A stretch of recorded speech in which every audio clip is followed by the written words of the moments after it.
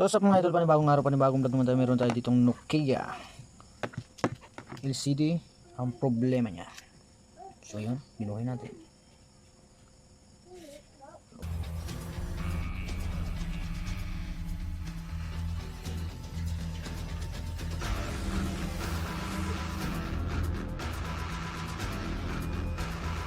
But yan, babibrate lang siya. Ayan, gano'n natin. So matuluyan ang pinaka-LCD niya. Yan, itong LCD na to, medyo may kamahalan lang ang LCD ng mga Nokia.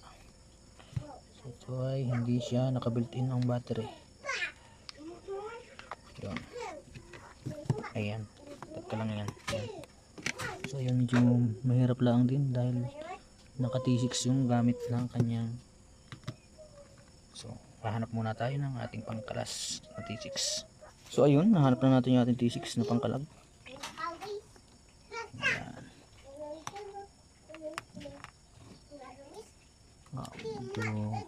Medyo hindi nasama, pahihirapan pa yata tayo. So ang kauna-unahan nating nagawang cellphone palitan na kauna-unahan nating ng Nokia. Medyo lustrade. Hanap pa tayo ng iba na T6.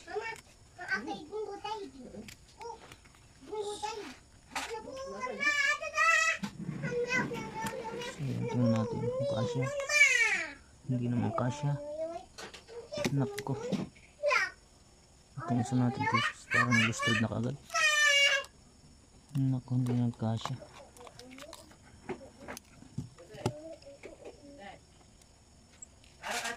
Siguro ito yung pwede. Ito na yan. Sumasama naman. Kala ko mapapahiya tayo.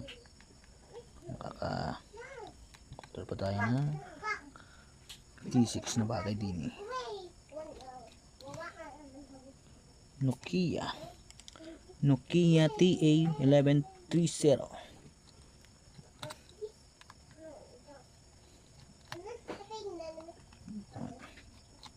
Hindi pa nagbabago ang Nokia sa mga ginagamit ng tornilyo.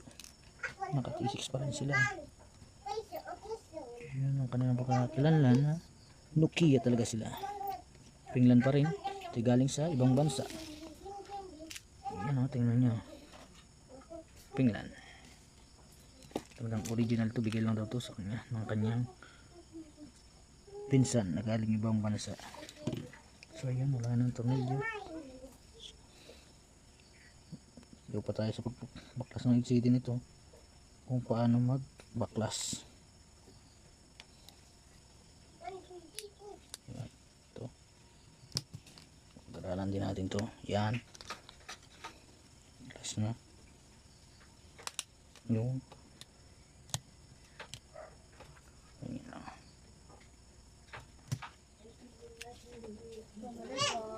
So ayun. Yan.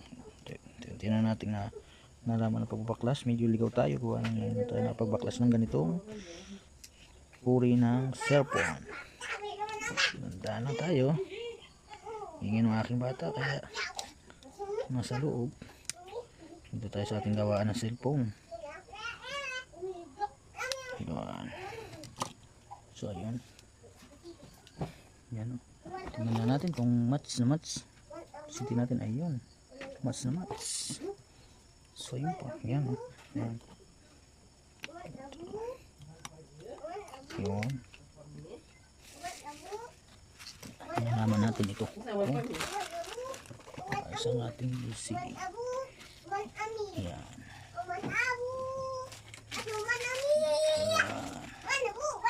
Ingay, shout out sa aking bata. Ingay na ingay.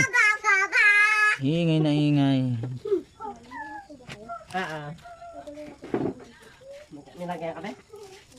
Plastic mo na lang. So, mahirap din pala to. Sampung lang.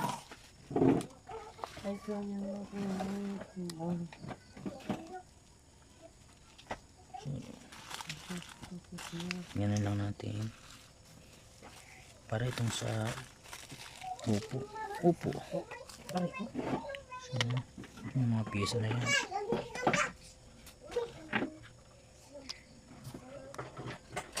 Yung LCD. Tingnan na natin. Naliligaw tayo. Baka tayo may baka pababaklasan yung magalaw na piyesa. So wala naman. So yun. Try. Yun. So yun. Para yung ito yung Oppo F5. Yung mga ano na hindi siya full screen. Yan. Hop yan.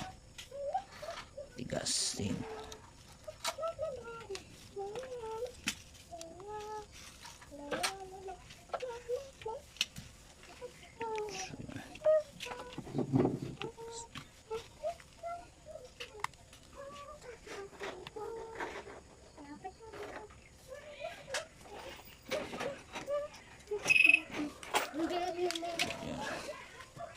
Lah, masuk room.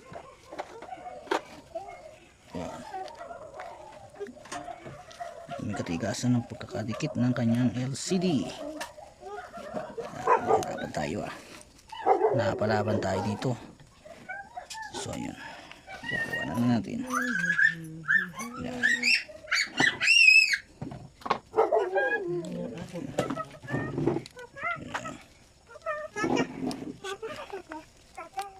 Wala naman siyang tatamaan doon. First time natin magpalit ng Nokia. Kahit hindi built-in pero quality ang kanyang cellphone.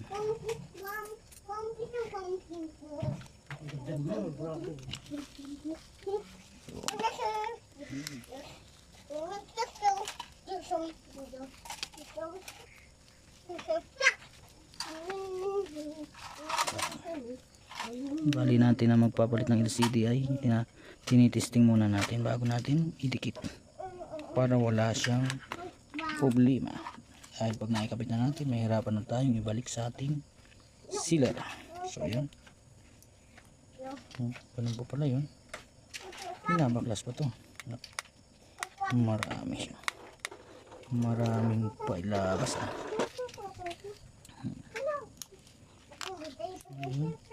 baklasin pa pala to. Yan. Talagang medyo ligaw tayo sa cellphone na to. Kauna-unahan nating binaklas na LCD ng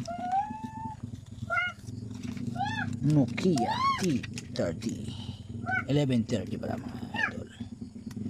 So ito ayan, ito naman ito yan, ganyan lang yan.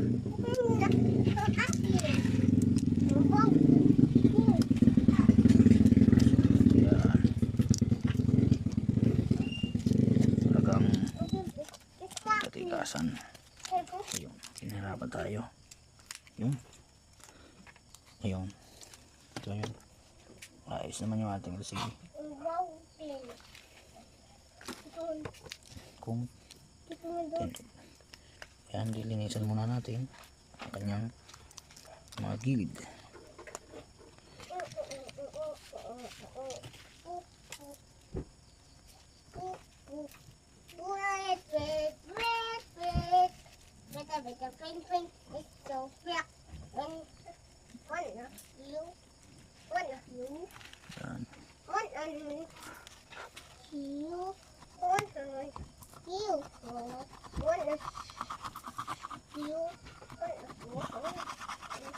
Ngayon lang tayo nakapagpalit ng ganito.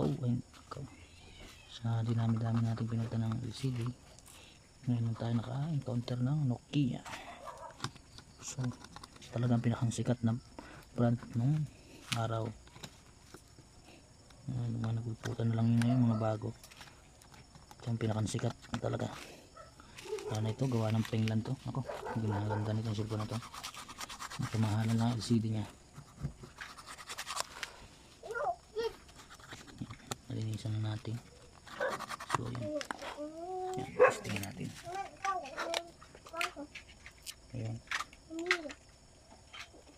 Hindi muna natin ikakabit yung pandikit nya. Dahil pag tumikit na yan ay tayo. Hindi muna natin yun babaklasin. So ayan, pit na yung LCD.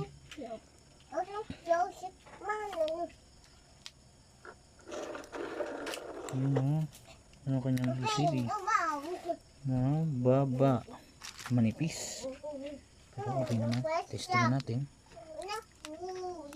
kailangan na lang natin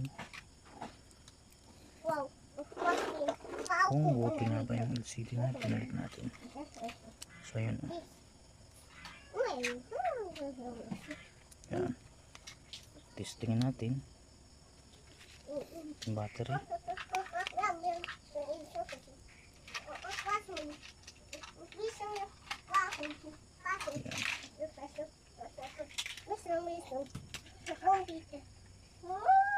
Ba't pa yata yun yung mabuhay.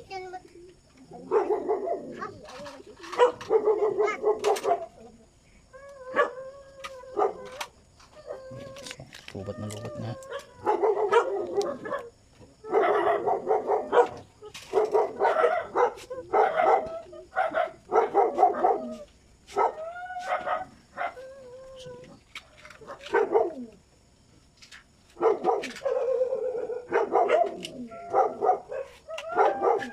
So i-charge muna natin ng konting oras.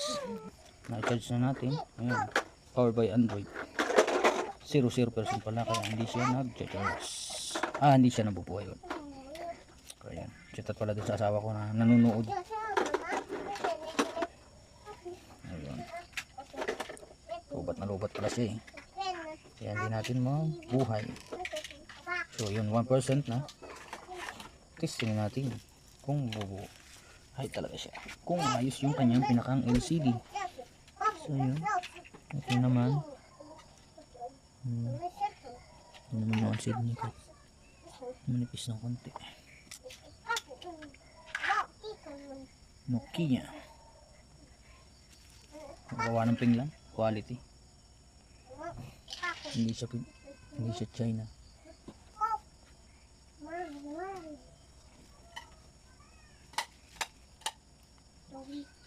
Talagang di pa ay nabunot pa lang battery. So ayun, taste bago. Bakit ka tayo? Bakit? Hindi mo minanda? Hawakan na natin para sigurado tayo hindi na mamamatay.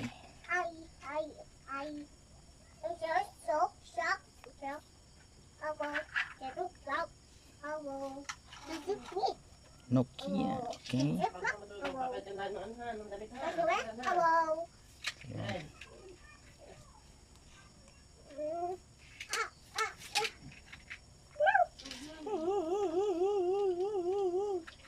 Tagal ng kanyang processor. Natin. Ayan. Yun. So ayan, yan. So ayan. Yan, yung smooth. Tingnan natin kung anong gig nitong ganito cellphone para hindi tayo. Nokia 1 Plus pala tayo. So yun, quality naman yung ating LCD. Yan. Yung plus about phone, tingnan natin kung ano yung kanya, nasa na yung system dito. Yeah. Nokia 1 Plus, Nokia 1 Plus, Android 11 na din to. So maganda ng cellphone na rin to. So ayun, okay naman, walang problema.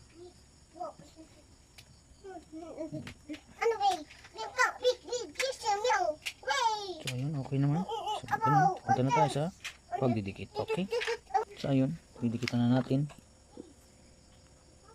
Ayan.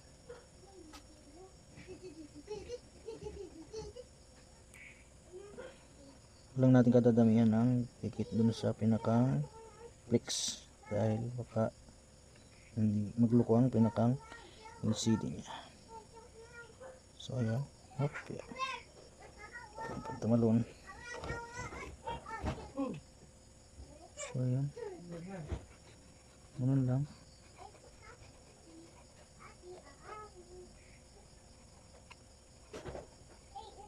Ayan. So, okay na. Dikitan na natin. So, yun. Ito yung ating tatago natin yung ating flex. Yan, nakaganyan yan. Saka ito, kaya alisin na natin yung kanyang dikit. Yan. So ayun, diretso na natin to. So ayun.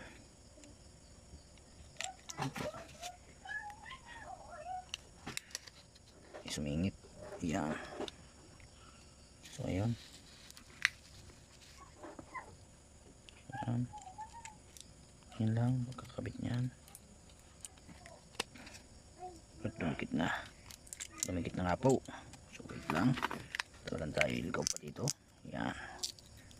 Kapag dumikit na. So ayun. Iat lang natin. Medyo ligaw pa tayo. So ayun. So masasanay din tayo niyan.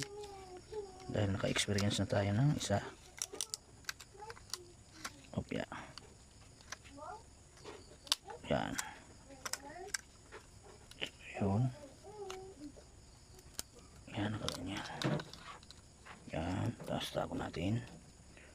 So yun. So, yan na natin. Yan, okay na. Yan eh. Natin. Ito talagang sikong-siko. Yan. Yun. Minsan na may humidity pinalitan natin. Problema yung LCD na pinalit natin. Yan, binalik natin sa sealer. Testing uli natin kung ayos na yung ating kakadikit na yan.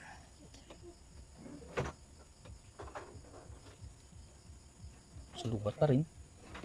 Ayos na. Okay na. Thank you sa panonood.